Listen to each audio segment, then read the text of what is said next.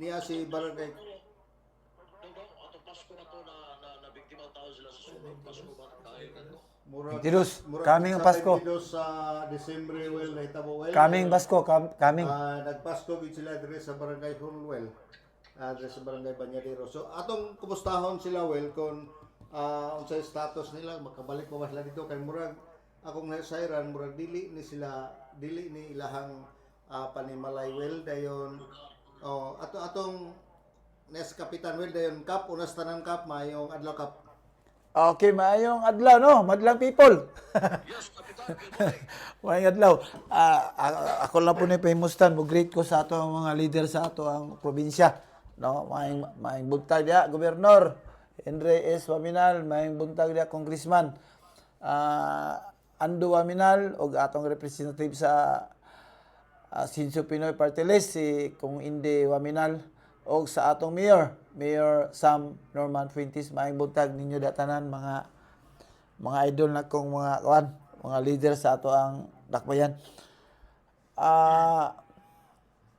Dayon sa katawhan sa Barangay Banyadero o sa mga konsyal nga akong kauban diri, maayong buntag. Okay. Okay. O sa na may update atong mga nabiktima sa sunog kapitan o sa ba may posibilidad ba sila bumalik dito o sa ba dili ang gipuy-an day kapitan dili na ilang lugar dili na ilang ang maong area. O ang kana ilang ilang gipuy-an gyud, creek gyud na. Creek gyud na siya. Oo. At actually kung wala pa lang to mga balaya, hingabot gid unta tong kuan diha katong repropping nato diha nga nato unta toy budget naputol kay tungod sa kadagan sa balay. Dayon karon murag nahawa na pwede na to ipadayon tong pag-reprop. Ya og ang inyong pangutana kung makabalik pa ba sila kung balaod may atong hisgutan. Kung balaod kana pagkangalan nga kana siya creek bawal gina puyan.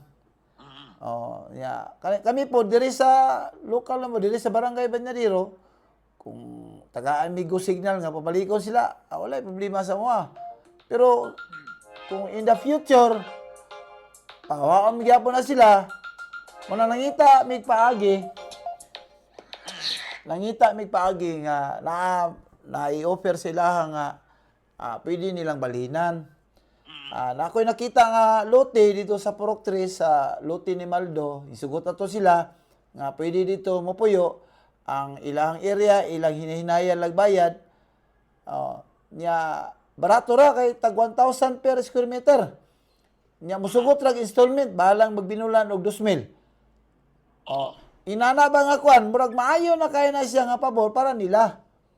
Ang problema ani karon kay dili sila mo grab kay ang ilaha lapok inig kuan ba lapok ang sa presidente daw hasol manang tagaan ako sila og kuan sila na lang mangi paningkamot og asa sila napit mo balhin kana sa ilahang kuan basta kay diri sa amo gibuhat na mo tanan maka-assist nila na area nga akong gi-offer ang tagiya okay na negotiate na nako sila na lang ang ilan lang pag-grab mo ay kulang og dili sila dito na ilan na o magpaabot sila nga makabalik ba sila silang area murag malabo gina para nako malabo kung balaod na atong kanon kay nagsige ba taog kuan karon sa atong programa kaning flood control.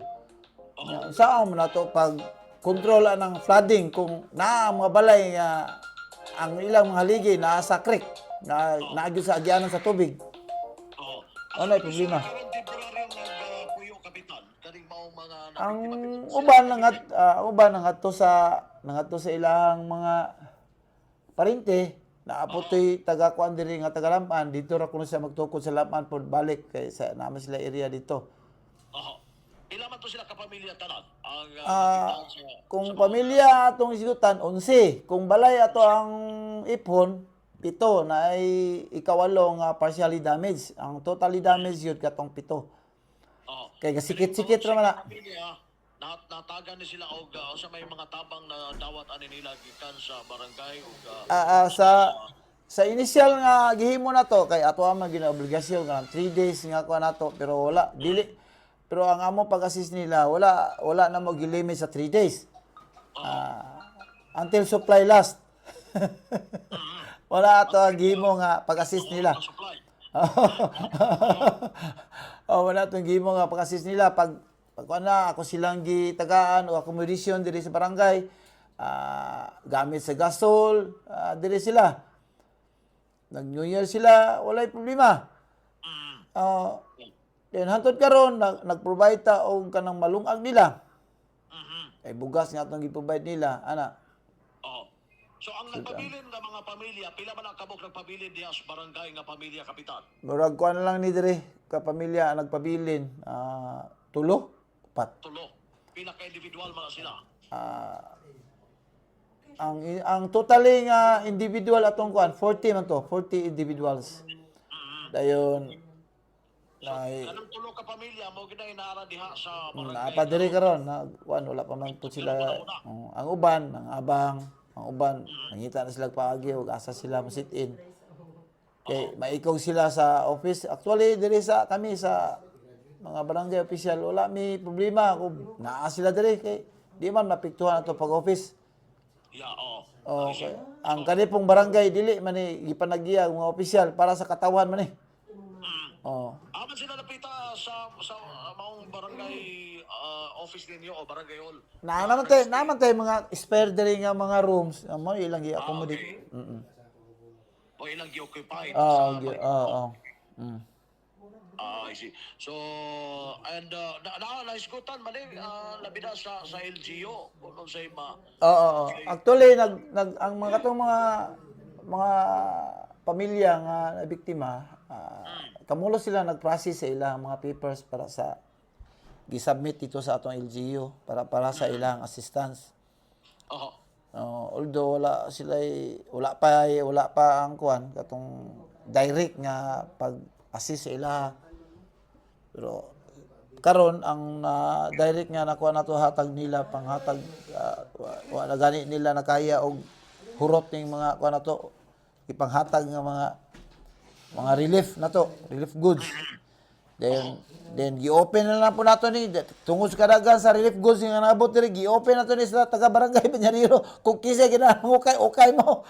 Basta priority tong nangasunugan. Bali ang ilahang kaning gipang ukay karon sa mga individual diri sa barangay Peñarero, ila na ni mga pinilian, ila na ni mga sobra-sobra. I see. Okay, so kuli gyud ay makabalik ni sila kay creek man dayto nga area, mas risgo Creek. kapitan. So mas risgo sila. Risgo kay og mahitabo pag utro dan dito dapit sa tumoy dili pud kaabot gyud ang kwan, bombero. Oo.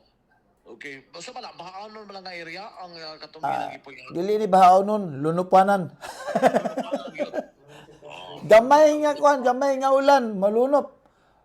Sa una wala mi ka-experience ani ating wala pa ni mga balay diri, wala ang kaning mga nadiri dapit sa right side nga or left side nga mga balay, wala ni sila experience nga maabot ang tubig dito.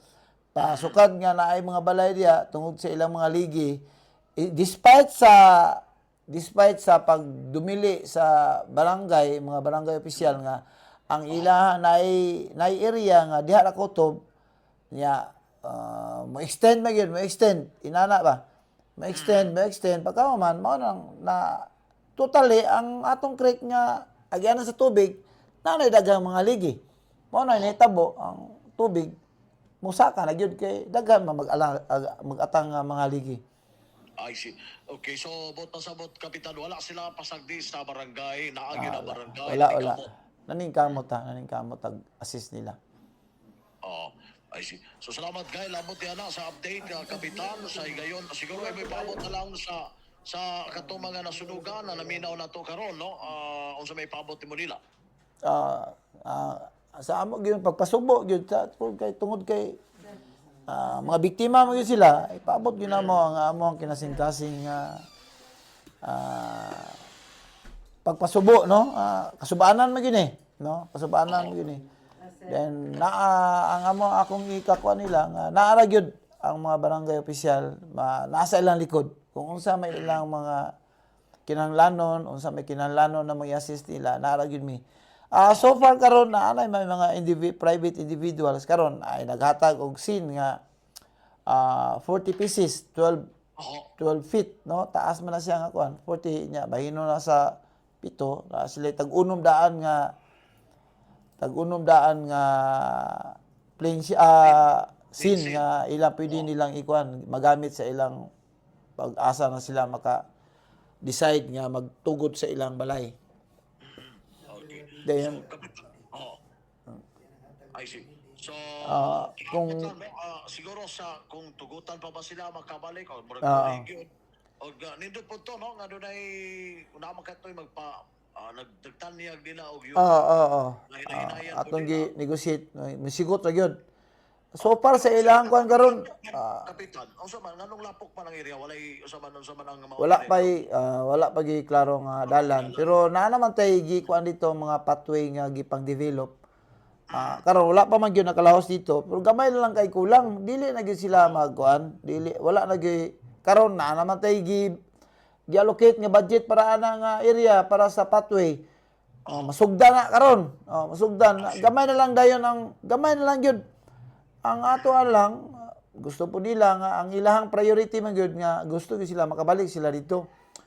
Subo kayo nga murag wala gyud porsyento nga makabalik na sila dito. Ana.